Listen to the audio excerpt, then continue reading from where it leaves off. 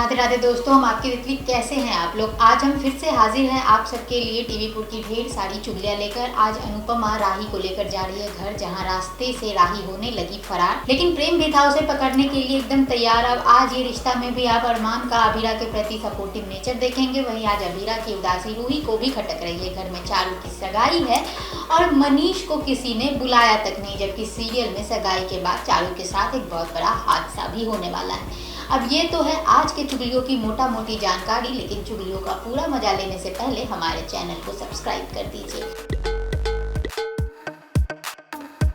तो अब चलिए पहले सीधे चलते हैं अनुपमा के मोहल्ले में, जहां आज राही को लेकर अनुपमा अहमदाबाद वापस जा रही है। लेकिन जब बस से ढाबे पर रुकती है तो राही को इमोशनल ब्रेकडाउन होता है और वो वहां से फरार होने का सोचती है। और जैसे ही राही भागती है उसे रास्ते में प्रेम मिल जाता है, जो उसे पकड़कर वापस अनुपमा के पास ले आता है। अब प्रेम भी अनुपमा, वंश और राही के साथ अहमदाबाद आ रहा है।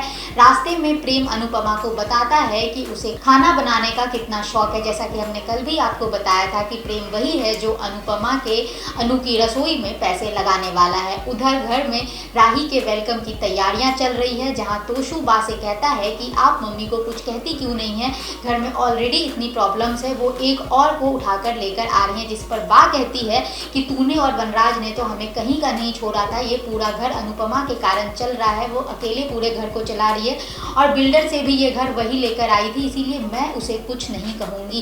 इसके बाद तोशु प्रैक्टिस कर रहा है कि वो अनुपमा के आते ही उसके कारनामों का खुलासा अनुपमा के सामने कैसे करेगा कि उसकी वजह से बिजनेस में कितना लॉस हो गया है। अब अपकमिंग एपिसोड में आप देखेंगे कि राही के घर में आते ही घर में बहुत बड़ा तांडव होगा, जहां पाखी अनुपमा को कहेगी कि आप ऐसी बेटी को डिसोन क्यों नहीं कर देती, जिस पर अनुपमा कहेगी अगर डिसोन करना होता तो मैं तुझे और तोशु को सालों पहले डिसोन कर चुकी होती। वो मुझे अपनी यशोदा माँ समझे ना समझे, लेकिन वो मेरे लिए मेरा कान्हा है।